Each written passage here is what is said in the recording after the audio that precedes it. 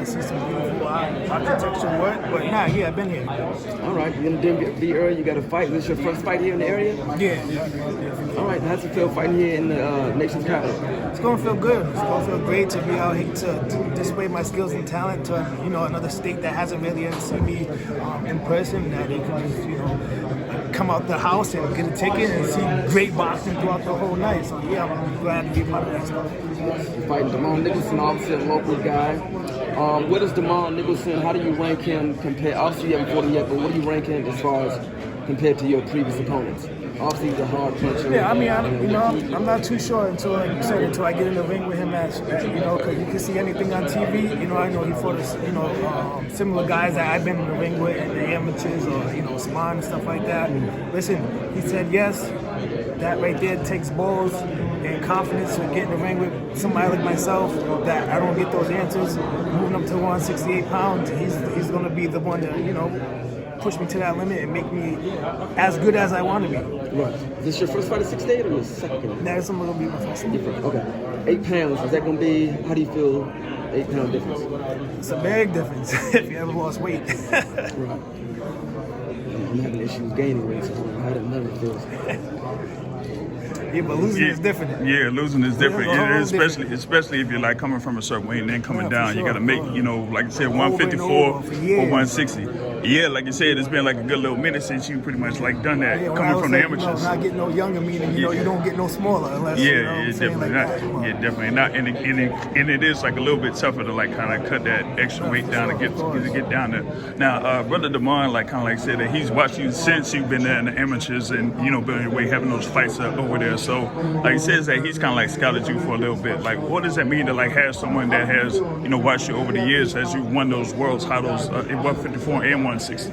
I mean, he's a fan of boxing. He's an advocate of that, just like I am too. So he's watching somebody at their craft that also he likes to do what they do. And now we're coming in our past, it's now for each other. So at the end of the day, for me to say, have I been watching him? Yeah, I've been watching him now since I know, he said yes and we were going to tangle. And so may the best man win. I hope he has the best camp he can and bring his A game to the table so I can show you how skillful I am, of course. Yeah, and you want to show those skills there at 168 pounds. Now, given if you get past this particular fight, like you said, there's a number of big fights there at 168 pounds. You have David Benavidez, you have David Morrell, you have like Caleb Plant, among others.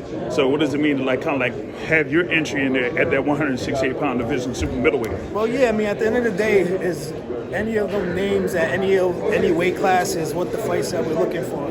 It's not my first time going down the rodeo, so I'm looking to get in there with who claims to be the best. I claim to be the best, you claim to be the best. Let's make this happen. There's no more excuses of like, I'm on DAZN, I'm on ESPN, there's none of that. This is a stepping stone to make them things happen, and I'm grateful for the opportunity. Yeah, for sure. You usually be the one that headlines fights. This time, you're on undercard. Just sprint weight up that dog in you comes out and fight even harder to fight to a lot of else that you're harder than. The dog is definitely still here, alive, pumping and going. I don't. At the end of the day, I look at it as an opportunity of like, if you was like, would you fight on Floyd Mayweather on the card? Yes. Would you fight on Muhammad Ali's on the card? Yes. Would you fight Anthony Joshua, Deontay Wilder? Yes, of course. Those are all Tyson. Those are all Hall of Fame guys, which I'm going to put myself in the Hall of Fame as well. So why wouldn't I go on and be on a great card like Tank Davis himself? Will be one of them guys also. He's doing great things in the sport of boxing. Oh yeah, I have no pride in that situation. This is just, stop to get my foot in the door, and of course I'm going to go back to where I usually do, headline the cards. But there's no pride in that. I'm here. I'm fighting. I'm good. I'm ready to go. It's me again, It's me again. Yeah. So since you get the whole extra 8 pounds, were you able to enjoy your Thanksgiving, or has training camp started and you can really, Yeah, of course. I enjoy Thanksgiving. I eat clean already. They already know my type of meal to be eating anyway. So, at the end of the day, Thanksgiving is, a food thing, but it's me, my family, we're always together. So that's what's more important than chowing down. Yeah. But 8 pounds does make a difference. Yeah. 2 pounds make a difference. You've always been there's been an issue of inactivity. Like, it's gotten started and then had a long layoff. Do you think your luck's finally changing, but you're going to get that activity now? I mean, you know, just like anything else in life, man, shit goes up and down. You know what I'm saying? The charts go up.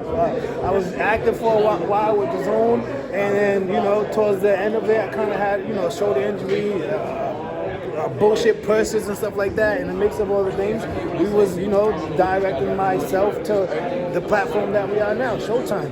And just want to again thank Steven Espinoza, Showtime, for, you know, giving me the opportunity to come on this card that I'm going to help solidify to make a better card. At the end of the day, you know, there's a lot of other top fighters too that could have been on it. But who would have took the position I'm taking right now to just be on the undercard of a great fight card that is, you know, they brought to us. So yeah, I'm here, I'm chilling. Massive fight with Plant and Benavidez. Who you got? Like, in what ways do you think that fight ends? I mean, listen, man, the best fighter wins. They're both good. I think Plant does have what it takes. We haven't really seen David Benavidez, you know, go 12 rounds where somebody knows how to move and be slick and stuff like that. So that's what I think is his advantage. And, you know, like I said, for David Benavidez, you know, we only know pretty much one thing of him is going forward, putting the combinations together from the distance doesn't look that great. But listen, either one of them, you know, this is my steps before I can be able to call them out. Whoever, like I said, again, Charlo is my number one preference. Of course, at any weight, really not 60, but he can catch it. He can do a catch weight if he's screaming out, "Beaver, one fight, come on, man, traction, you know, come on, bro. Let's get to what we really want to get to. If David Benavidez and Caleb Plant is making it happen, so can we. Time is now. That's what that means." Now you're talking about the Right. Yeah, my bad. Let me go through it.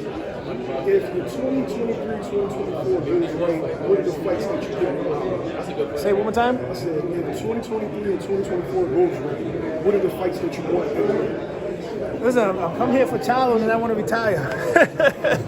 And then I'm gonna do some of them exhibitions like Floyd and all them guys, and then hopefully, you know, Plant and David and them guys, whoever else I feel comfortable with at the time. I am getting older at the same time. We can tangle, you know what I mean? Bro, if you had a hit list, top 3 on the hit list, right? You got Charlo number 1, yeah? Who's the other 2? I mean, I had a hit list, you know, but, you know, time, Triple G, that just ran out of time. You know what I'm saying? It's like, you know, I can mention guys, but their timeline's over now. Like me fighting Triple G, yeah, it's good for my resume, but, you know, whatever. Of course, Canelo, but you see where that goes. Nowhere. He ain't trying to get in there with the real dogs or somebody that knows how to really fight and that can punch too as well. That's smart. Yeah, right now it's like Charlo. That's it. You know, Plant's a good friend of mine. Will I share the ring with him? Of course. I don't really know David Benavidez like that. I met his father. Seems like good people. Of course, you know, we all eat. That's what it's all about. You know, at the end of the day, and see who the best is.